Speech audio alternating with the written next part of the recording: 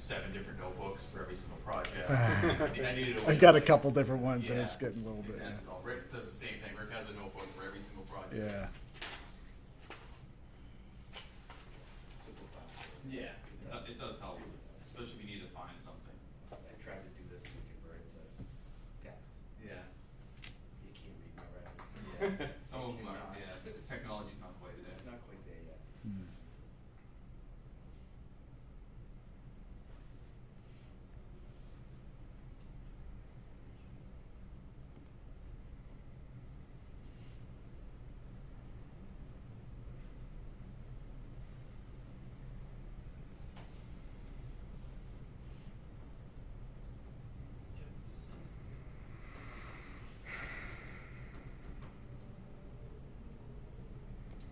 Hope you have a quorum.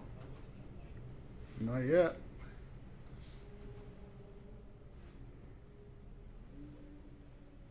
Hardest Be part one of way to keep it under 20 minutes. What's that? That'd be one way to Yeah, keep it under 20 right. minutes.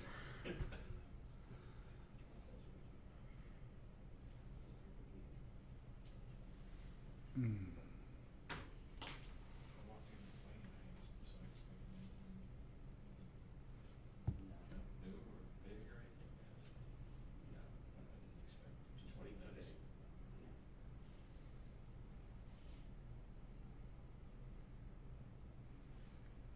Where do you live, Lee? I'm up in Melrose. Okay. Yeah. A little bit of a trip. Yeah. My family's in Fairhaven, so these aren't bad for me. It gives me an excuse to Stop swing by and back, say see hi, the yeah. folks. There Yeah. you go.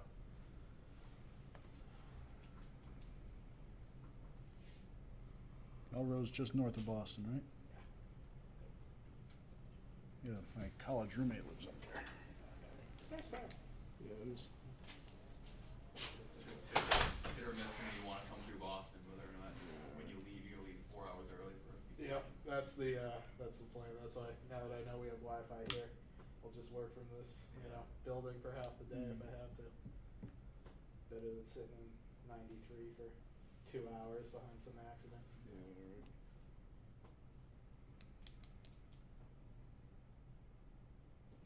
Did you talk to Catherine? Is she gonna be? As far as I know, she was good to go. Yeah, I've done. Anybody on yet? What's that? Anyone on Zoom? No. Just you and I, Greg. You can lead a horse to water. That's about it.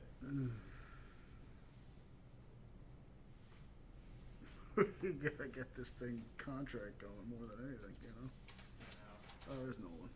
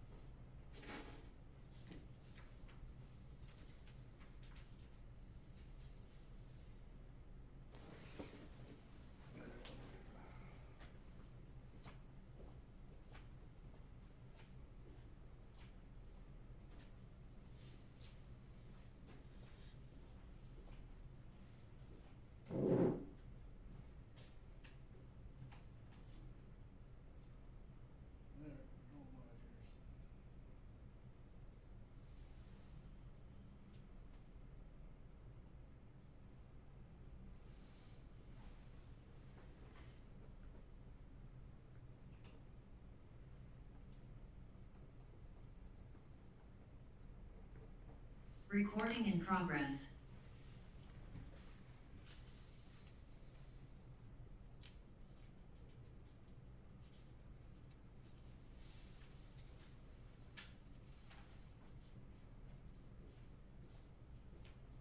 Hey, everybody. Just waiting on one more member.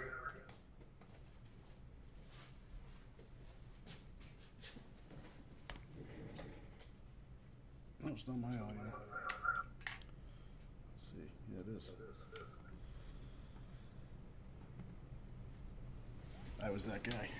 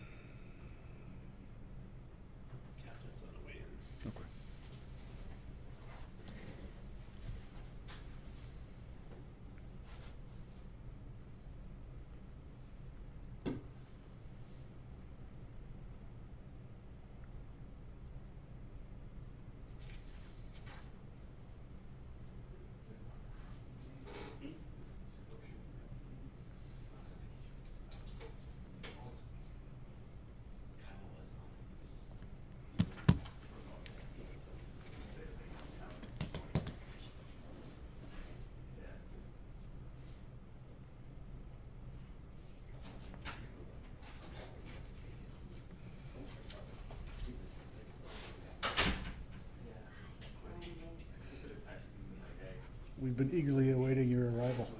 Pardon? We've been eagerly awaiting your arrival. Oh, am I making this? Hear the quorum. There we go. All right, sorry I'm late.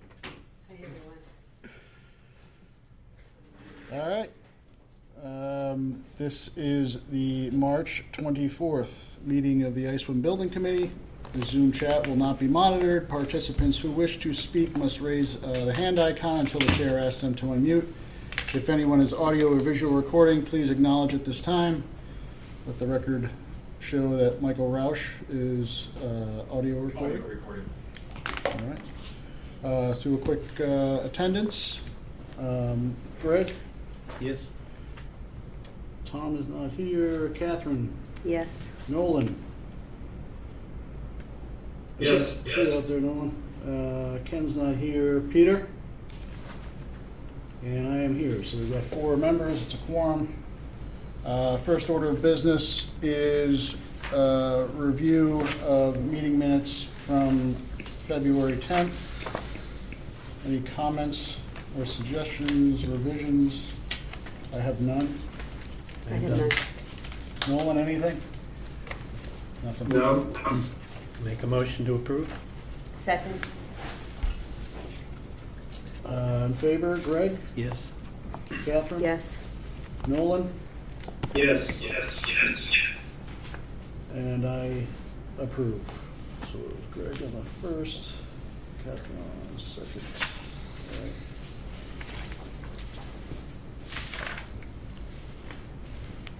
All right. Office and maintenance garage designer update. Mr. Yanchenko. Yes, as you all know, we took the bids for the project, and that was on the 12th of March. The bids came in very good. Page Builder Constructions out of Stoughton, Mass. came in at $15,989,000, which is approximately $1 million below the advertised estimate for the project. HK has worked with Page Builders. Many of you that went to the Whitman DPW saw that was the work that both HKA and Page have worked on together. We also did a job in Bridgewater for Mass DOT probably about 6-8 years ago as well. We highly recommend using Page. Page is a very good contractor. They're very conscientious. I believe, and I'll let Pomeroy talk for themselves, but I believe they've worked with Page as well. And Greg, I believe that you might have some previous experience with Page on previous projects as well. So overall, I think it puts the town in a very good position, and we would recommend that you approve Page and proceed with the contract for the project. Yeah, I'll speak for, from our side. This will be our 6th project with Page. And we are currently working with them on a fire station in Lakeville. They just broke ground 2 months ago on that. Just finished 2 fire stations in Stoughton with them. They did the Southeastern Regional Dispatch Center in Foxborough with us, a very highly technical project. And then they did the Sandwich Center for Active Living, which is a community center in Sandwich, very close by. So again, I echo what Greg said. We've had nothing but a great relationship with Page. They're one of the preferred contractors that we like to work with. And I think they would be a great asset for this project in the town. So we're very happy that they came in as a little bidder. Good. All right, and so I was looking at the bid itself from Page. They carried, there was some question on the electrical sub-bid. It looks like they carried MAK, who was the low bid, and Griffin Electric had sent a letter to us saying that they hadn't signed their bid bond, but we can get that signed from them, and Griffin hasn't filed anything Correct. since that letter. They haven't filed a formal dispute bid or a bid protest. Correct. Yeah, no bid protest was filed. Griffin did, reach out to Marlene in the town and say, hey, this bid bond wasn't signed. But it's, other than that, no protest. So whether or not they want to go forward with it, that's up to them. But at this point, we're going to move forward.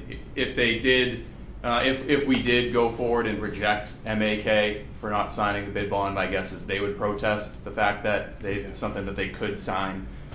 So I think either way, we'll let it go for now. If we hear something, then Cross that bridge when we exactly. get So. there.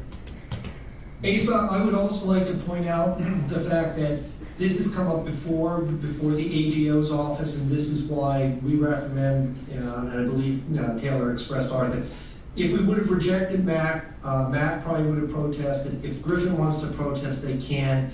One of the things that the AGO typically looks at on the bid bond, is it required to make it a valid bid bond that the GC sign it? There are a few of the bonding companies out there that say this bid bond is not valid unless it's signed by all parties. What I reviewed on the MAC, and again, I'm not an attorney or an insurance agent, so I can't say specifically, but what I read on the MAC bid bond, there was nothing there that said this is an invalid bid bond if it's not signed by all parties. Typically, it has to be signed by the surety, but other than that, again, that's why I would leave it to the AGO to make that final determination should Griffin decide to protest it. If there is a protest and it's upheld, that MAC is rejected, I think the delta between the two of them is only like $40,000. So it's a very small number. It's not like we're talking millions of dollars being added to the contract. But that is why we took a kind of a neutral stance on this, let Griffin protest if they want, because I could not find anything on the bid bond that said it had to be signed by everybody in order to be a valid bid bond. But that's something the AGO would rule on. So it sounds like it's a bridge we cross when we get there, if it even comes up, yeah. Yeah, okay. Any of the members have any questions on the bids or comments on the bids? Nolan? No, thank you. Greg? Any questions, comments? No, I think Craig summed it up pretty well. Agreed, no questions. I don't have any further questions. I think let's make a motion. So we are recommending that we have Marlene sign a contract with Paige. Is that how we are structuring this? Correct. This vote? Correct. Yeah, we already sent Marlene a form letter for the notice of award, so she actually already signed it. It's already done. It's dated the March 17th, and we would have met. That doesn't make a difference. But so if everybody votes to approve it, then the notice of award would go to Paige, and then we would start the contract process from there. Greg's team would assemble the contract. It's the same contract that's in the bid specifications. That goes to Paige, and then we move forward from there. All right, so I guess I'll make the motion that we recommend Page Construction and take the low bidder that we received. I'll make that Second. motion. I'll second. In favor, Greg? So I was going to abstain on this vote, but Okay. seeing that we need my vote, I'll just Well, state. do we need your vote? Because we just need a majority of the quorum, right? I don't know. You don't need to vote. You can abstain. Okay. Just because of the relationship I've had, I'd prefer to abstain. Fine. Catherine? Yes. Nolan? Yes. And I will vote yes. All right. I think we're good. Excellent. Marlene, is it okay if I send that notice of award over to Paige? Yes, please do. Excellent. We'll take care of that. Marlene, just to follow up on that as well, we can automate the entire contract generation. You can review it and everything. If you're okay with that, I can activate that portion in the system, and then we will get back all the paperwork accordingly in accordance with the contract and everything. We can also talk about this offline if you'd like, but I just wanted to know what you would like me to do at this point in time. Thank you. Let's do it the old-fashioned way. Okay? That's fine. What is the what's the time frame here moving forward with Page, do you think? I mean, the whole contract process, probably 2 to 3 weeks, probably from start to finish. So I'd say within 3 to 4 weeks, they would be having a kickoff meeting, All right. maybe sooner. They like to move quickly, so I would say within 3 to 4 weeks, yeah, we'd be having a kickoff meeting with them. All right, great. They want to get going right away. Yeah. So I've already had initial discussions with them, because I see them weekly anyway, so they're very excited to get going here. Cool. And ASA, by statute, it takes, they have up to 10 days to sign the contract. And so I concur 100% with what Taylor's saying, is it will probably be in the 3 to 4 week category, but statutorily, they at least have 10 days to do it if they need to. Okay, great. All right, so it sounds like you guys have what you need to move forward with that. Absolutely. And I'm gonna email them right now while Lee's probably giving some presentation Okay. material, so. All right. Next item on the agenda is our transfer station, our waste management facility. And Weston and Sampson has put together a feasibility study for us. We've had a couple meetings with them to work through some of these designs and kind of give them an idea of what we were thinking. So hand it over to Lee, I guess, to give us a review of the feasibility study. Very good.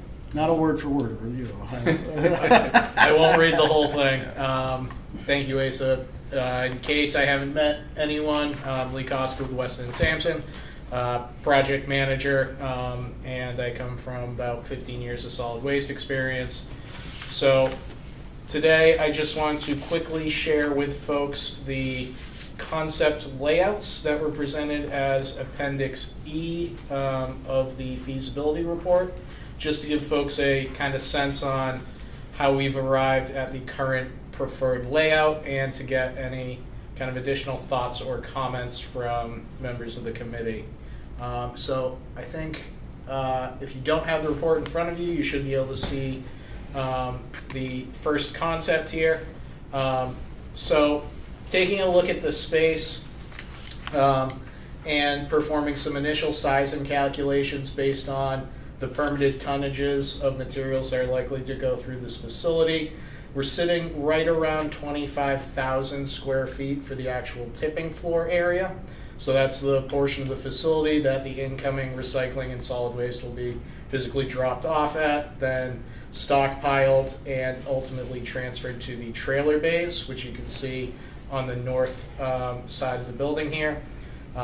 Incoming commercial vehicles would be coming in to this area here through this large doorway opening on the west side of the building, dropping off, and then, as I mentioned, the material would be processed and placed into the trailer bays on the north. On the rear or the east side of the facility, we have a separate standalone salt shed. The final location of that can be modified. That's a separate standalone fabric structure. So this is just for demonstration purposes to show that there is room for that on that rear side of the facility. We also have a scrap metal area shown that aligns with the current facility operations at the existing tipping building, where incoming scrap metal is basically stockpiled out back of the building, and that rear wall can be used as a push wall to assist in getting that material ultimately into trailers and hauled off the site. The final thing I'll highlight is the support annex. I will quickly show Appendix D of the report, which shows an interior layout of that once I go through the couple other alternatives. But after further discussion with ASA and the other folks with ISWM, a variant of this layout is currently the preferred alternative. This best manages traffic flow. It sits well within the available area of the site and provides reasonable separation of the different operations that need to occur at the facility.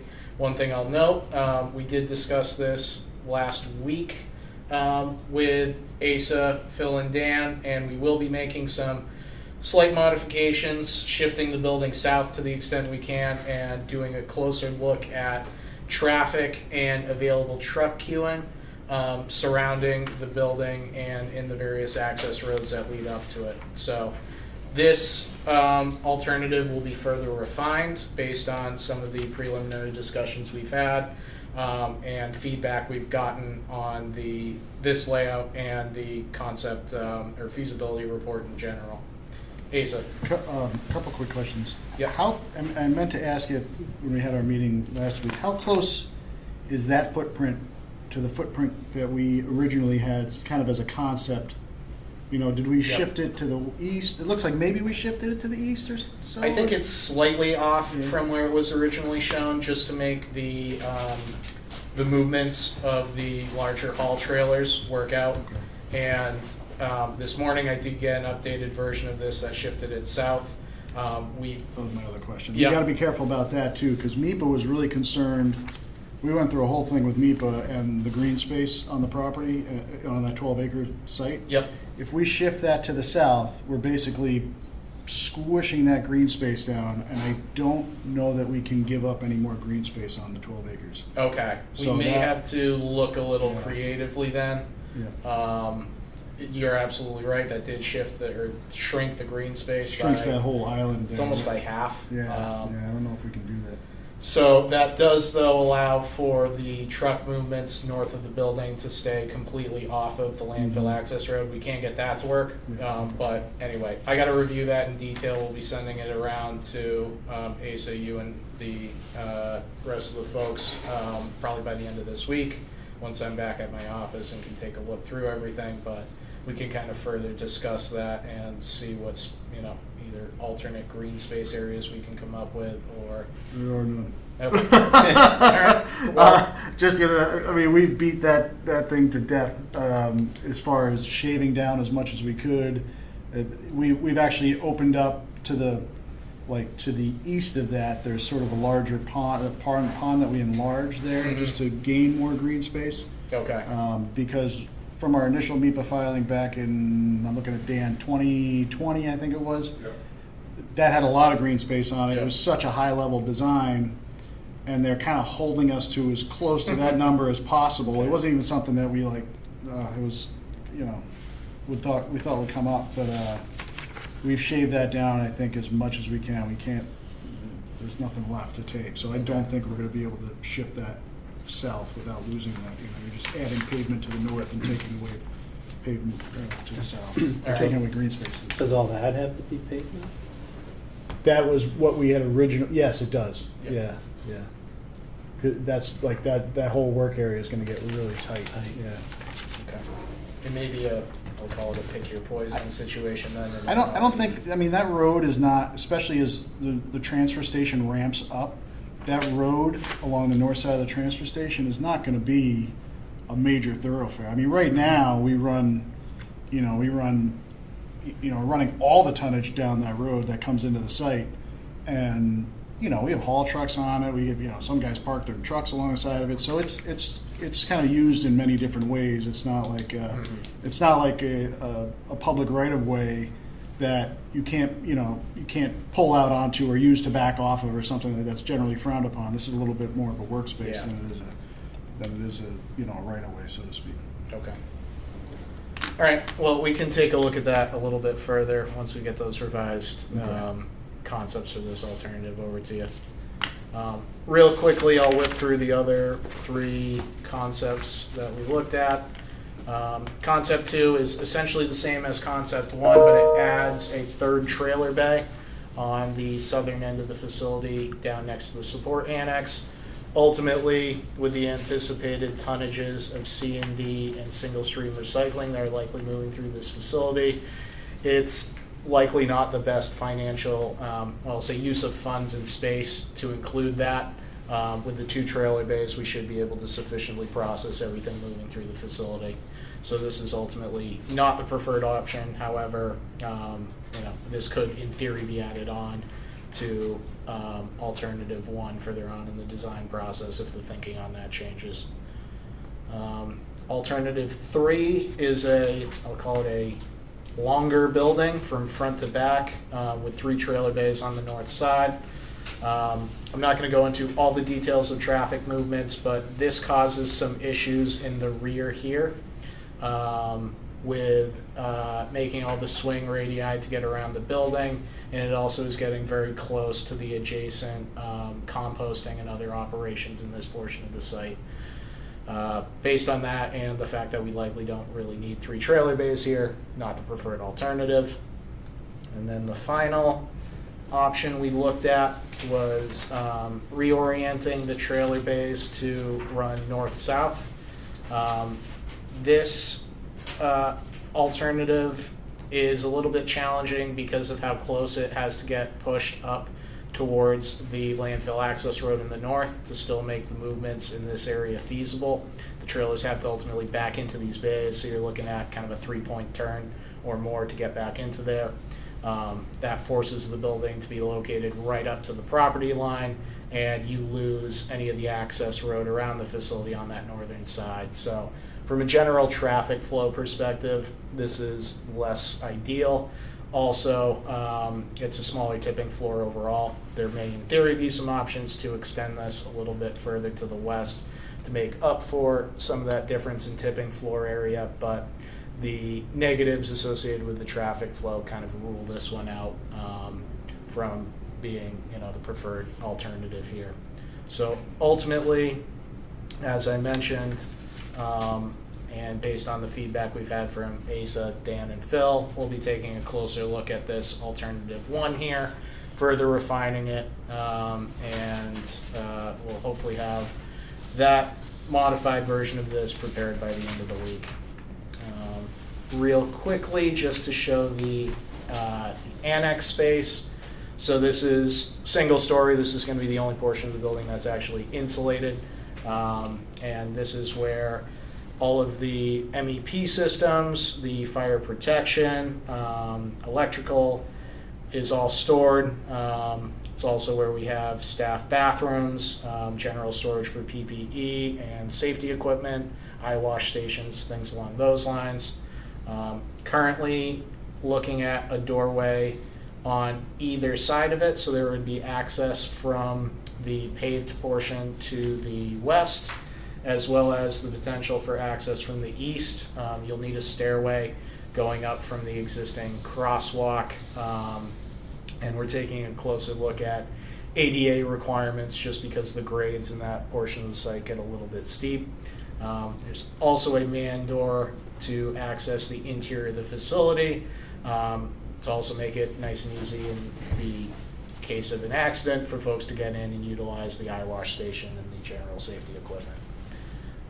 So this is also going to get further refined in terms of sizing and any potential changes to layout, but this gives you at least a sense on what would be involved for support spaces outside of that main tipping building area.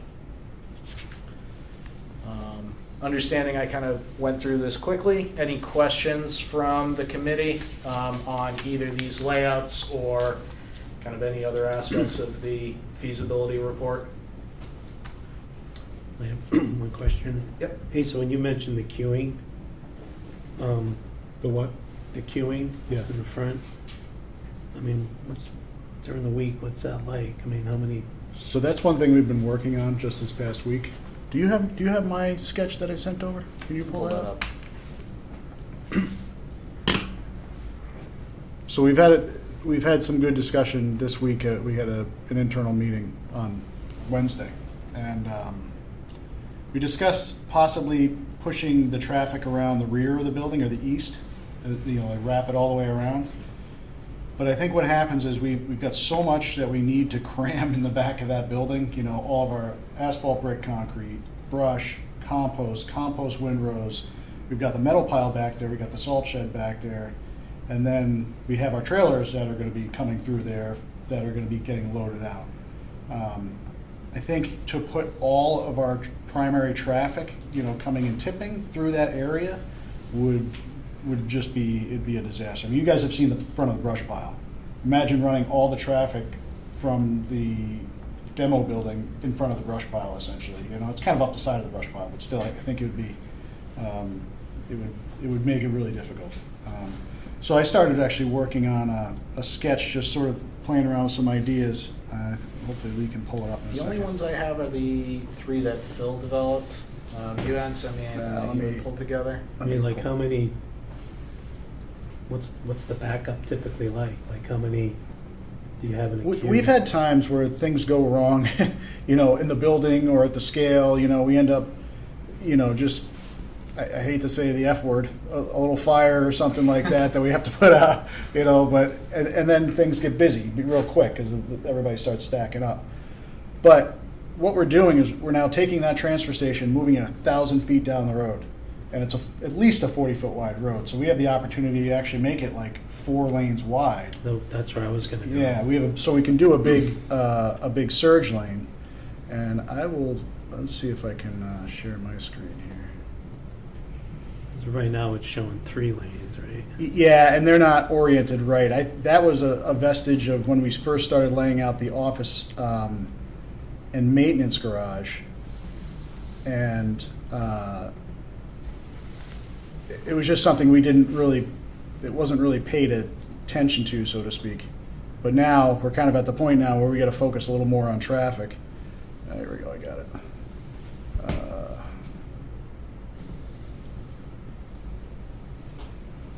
How do I share? There we go.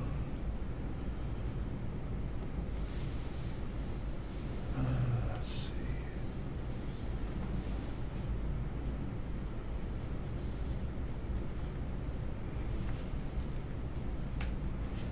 There we go.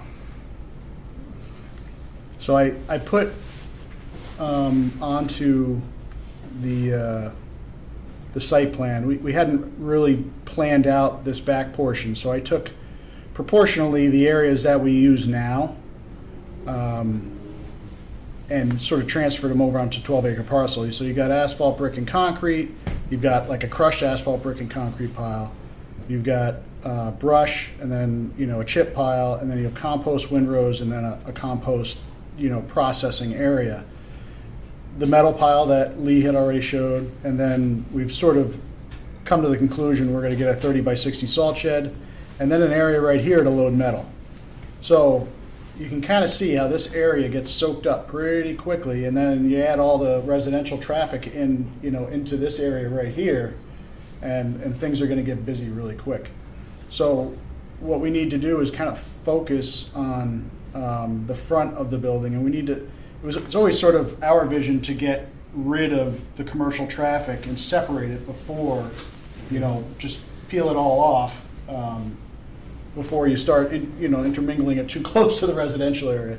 So I kind of played around with this a little bit, and I added a turning lane here for that period of time when the landfill will be operating while the transfer station is operating. And then, a lane here which serves the transfer station itself. But this lane also the turning lane also acts as a surge lane. And that lane could be extended another 600 feet up the road if we wanted to. We could extend all 4 of those lanes all the way up the road and widen that whole road out once the temporary offices are moved. And I think that gives us, plenty of surge room on the site. It also allows us to keep the inbound traffic here going, free of any obstruction, and then the outbound free of any obstruction. We could also include a stop sign here and a stop sign here, and that kind of breaks the traffic up. So where you have that turning movement into the transfer station, you're breaking that speed for the people coming out of the residential or out of the office. So this was not really meant for consumption, but it was something we've been playing around with to try to put that together. And we've spent a lot of time thinking about this, as you can tell. So because it's a valid concern for sure. Yeah, I was off Cape today on the way back. I drove by the one in Rochester, and they were stacked 3 deep, 3 across all the way back. So right. I was thinking as I was driving, it's like, how are we doing that? Yeah. I don't know how many tons Dan, you know how many tons they do a day? Where's that? At Rochester? CMAS? No, not CMAS, REP. Or was it CMAS we were talking about? No, the other one. I don't know. It used to be the ABC. The older ADP. Yeah. I don't know, I can't believe, I don't remember what the. It's probably something close to what the 800 now that we're looking at. 1500. Oh, is it? Because he had, at one point, it was designed to have 3 lines in there. Yeah, that's what, yeah. C&D, single stream and trash, because he was sorting trash too. No, I think that's a great idea. We're getting there. It's been an iterative process, as most of these things are, so. It's one of 10 drawings showing queuing. Yeah, I know. There's been quite a few. We've So all when you- been dreaming about it, you know. So when it's you like- look at this distance here, I mean, what typical size trucks do you have? Like, how many would be able to queue on the actual? So I think my sketch had like maybe 3 in there, you know. It's not a ton of space in there, you know, No. 3 like straight trucks, like 30-foot trucks, like a roll-off truck, Yeah. something like that. There's not a ton of queuing space in front of that. And to Lee's point, I think earlier, you know, the more you push that building back away from the road, and the longer you make it, the more you start losing space in the back of the building, and that becomes tighter and tighter. So it's kind of like this little bit of a balancing act, trying to figure out where the best location is for it. Well, I mean, yeah, if your idea is successful, I mean, do you look at bringing this forward a little so you get more room back here? If you've got more Maybe. I queuing here? think we're looking at, that's probably about the same, just as a spatial judge. I was Okay, trying now. to look at like what we have existing now, like where the transfer station is now. There's not a lot of space there. And that's probably not a whole lot further back than our transfer station is now, right? It's similar. So, The issue you run into is you need grade separation. There's that retaining wall on the north side there. The trailer bays are at lower elevation than the access door in the front. So as you shift everything further to the west, the grades coming out of there have to get steeper and steeper, and eventually you run into bottoming out the WB, the 67-footer that's pulling up out of there, and you have just general grade conflicts since you need to shorten the length of the retaining wall. We took a look at that in our updated version, and there are some things that can be done to make that work, assuming the door shifts south a little bit, but you are limited in how much you can shrink that wall and still make all the grades work, so. yeah, things start to become too sharp. Yeah, coming up and out. exactly. Gotcha.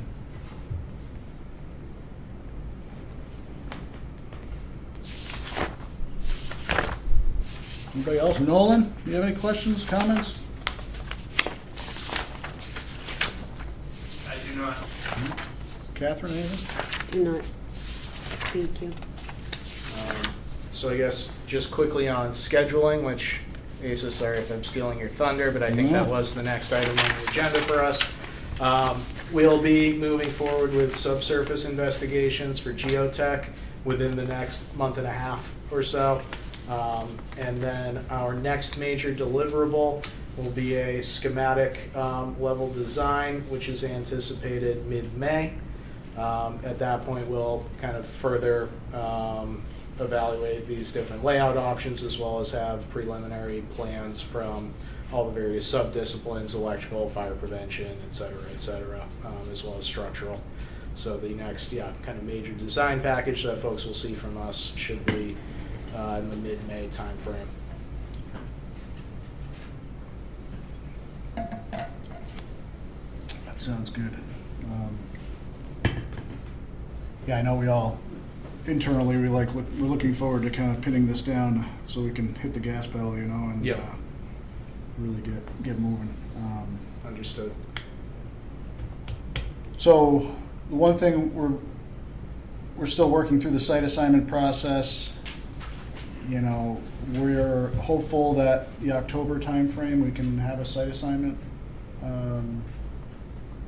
determination or letter from the Board of Health. You know, that's, you know, you never know how these things go. It's permitting, so. And then we have to go through, so we have a site assignment, then we have an ATC process after that before we can start. ATC is authorization to construct, it's a DEP permit. And then you build the building, and then you have an ATO, which is an authorization to operate. So we have site assignment, ATC, and then we can start construction. You know, how long those things take can be variable at times, so we're hoping, we're looking sometime in beginning of 27, first few months of 27, hoping to have an ATC at that point. So call it a year from now. But the one thing we were discussing a little bit at the last our last meeting, or actually it was the meeting before that, we're sort of in the same scenario we were with the office and maintenance garage, where we have a feasibility study, we don't have we're just moving into maybe DD, soon, but we got town meeting coming up, right? And, do we request the money off of a feasibility study at town meeting, or do we just wait where we can wait, to develop the project better and get a couple estimates under our belt and try to, just have a better idea of what we're building and what the number looks like, so we can go to town meeting a little more educated, so to speak. So, I was going to propose that we withdraw our capital request for the May town meeting and move it, we'll re-request funding for construction at fall town meeting. What's everybody's thought on that? Makes sense to me. I think it makes sense to provide more information, and that will probably support the vote Right. a little bit better. So yes, I agree with that, actually. Nolan, what are your thoughts on that?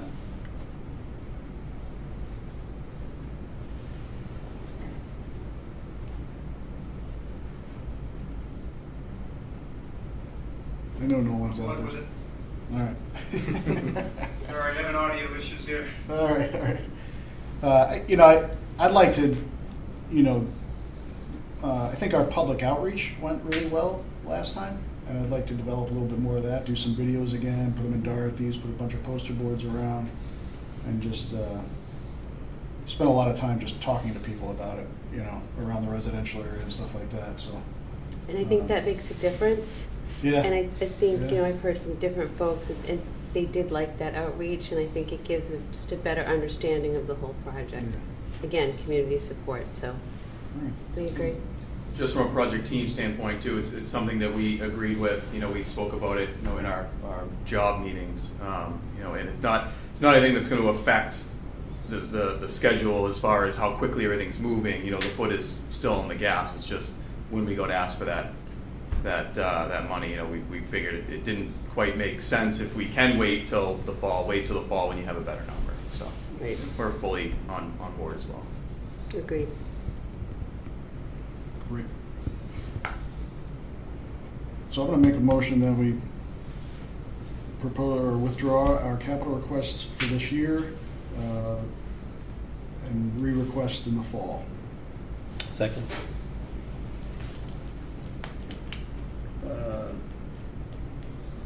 All right. In favor, Greg? Yes. Catherine? Yes. Nolan? Yes. And I vote yes. All right. I'll coordinate that with Marlene and request it at the next select board meeting. So I think it was well received last time as well, Agreed.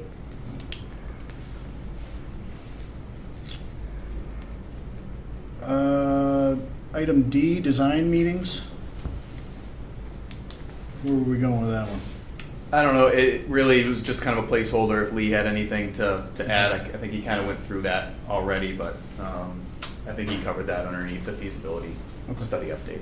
So that's everything we've been working on in our design meetings has been basically what Lee just presented. And he has put together that report as well, which is probably something like 80 pages long. So there's a lot of reading. If anybody really wants to dive into it, there's a lot more than just those layouts. There's been a lot of time and effort already spent on this. So.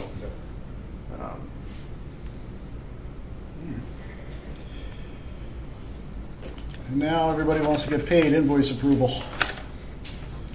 How do you want to just review you guys, so Pomeroy's got 4 invoices and Weston and Sampson has 1. Do you want to just do a high-level review of your 4 invoices? Yeah, do we have 4? Or I have 3 printed out, but maybe I missed one.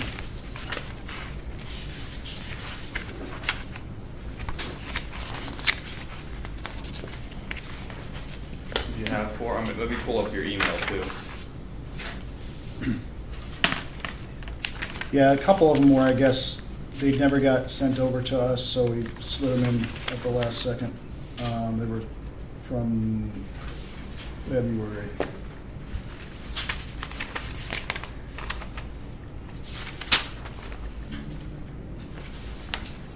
I didn't drop the ball on that one. That's fine. Let me just. On the other one I did, but not have that them all one. here. So. All right, 1,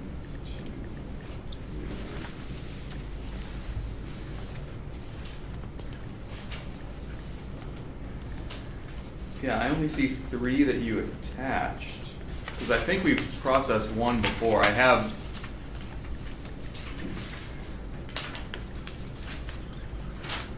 So I have 1 back from from February. 2-02. 25.124 1-02. So I've got 1-02. I got that one. That one's 42,000, right? Correct. And actually, well, I guess we'll just, so then that looks like it's, you're taking 100% of the construction documents, and then Yeah. up to 50% of the pre-qual, bidder pre-qual, bidding award. Correct, and that's for the office and maintenance garage project. So that's correct for this amount here, 100% for construction documents, and then also 50% for the bidder pre-qual, bidding and award. And then the next one I had is 24-124 1-03. Correct. And that is for office and maintenance garage project as well. This is for February, and this adds another 30% to the bidder pre-qualification, bidding and award for a total of 15,297. All right. And then the next one I had was 25-124 2-02. Okay, so that's the one I don't have with me. If you could read that one. You have it? Okay. Perfect. After all those attachments, I didn't get that one in there. That was the one attachment. I just thought you had them all there. But so this is our second invoice for the transfer station project. This bills 10% of schematic design for a total of $6,212. Our next invoice for the transfer station project is number 2-03. And that bills another 20% of schematic design for a total of $12,424. Everything is per contract. Yeah, looked good to me. And now the last one we have is, and I think everybody all right with just voting these all as one, or do you want to vote them individually? Do you vote them all as one? Oh. I was going to say as one, but what did you say, Greg? Or do Individually? you want to vote them Do you want to separate? vote for theirs separately and then vote for Weston and Okay, Sampson? yeah, let's do that. Oh, that makes sense. So, does anybody want to make a motion to approve invoices 25-124 1-02, 24-124 1-03, 25-124 2-02, and 25-124 2-03? I'll make that motion. And I will second that. Catherine, second. Greg? Yes. Yes. Catherine? Yes.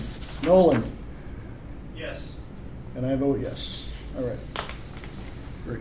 You can blame Rick for all those funny invoice numbers. It's a system he came No, up sick. with. We shorten those invoice numbers up a little bit. I've been giving him a hard time about it for a while.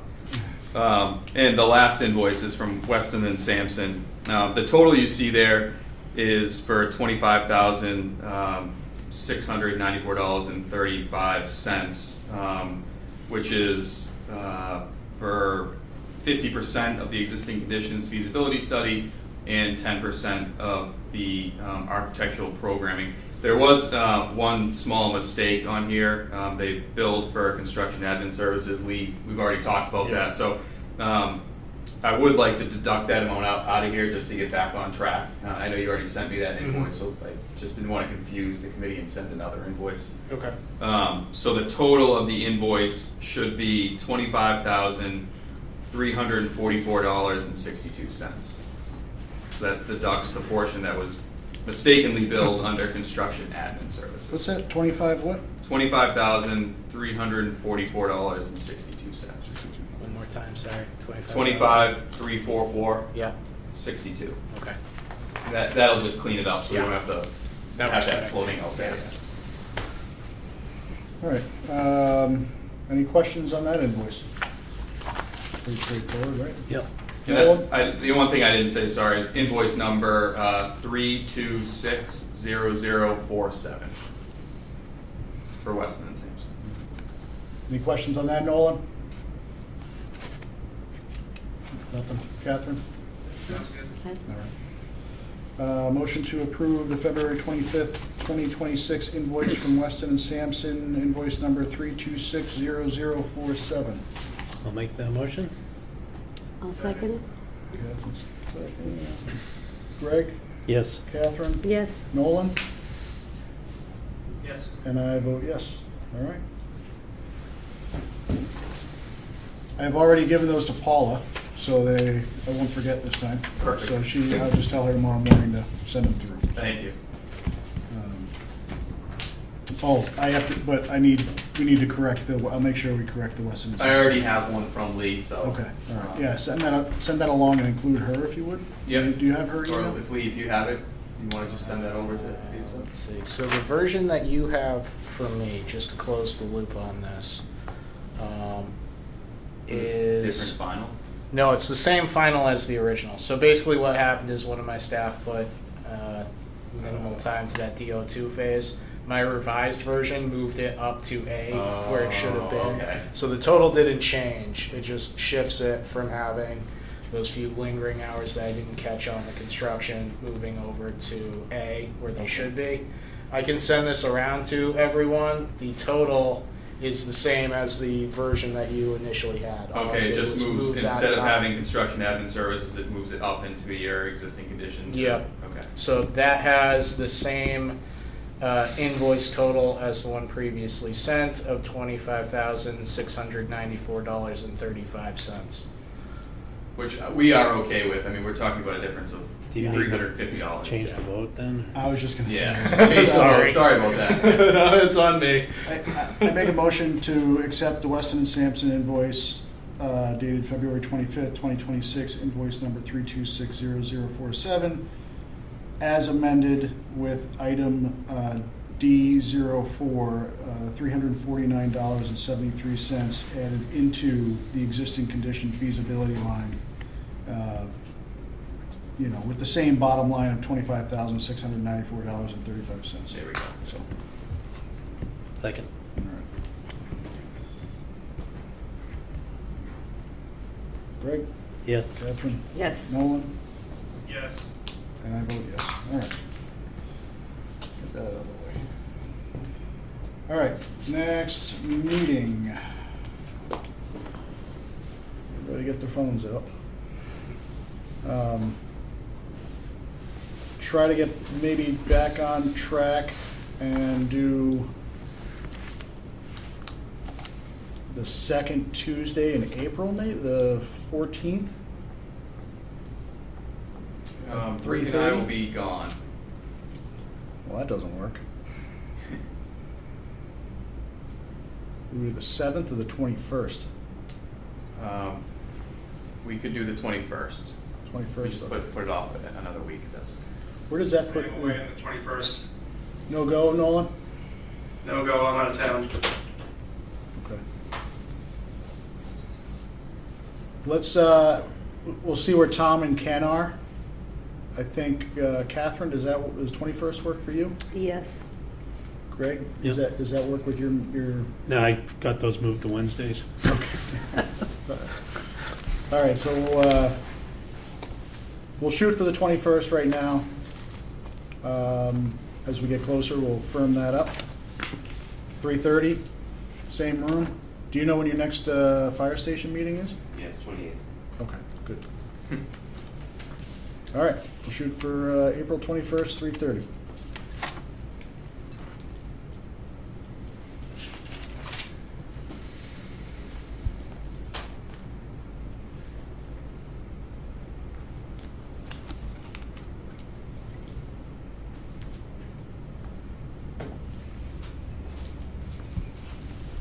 Motion to adjourn. Second. Craig? Yes. Catherine? Yes. Nolan? Yes. And I vote yes.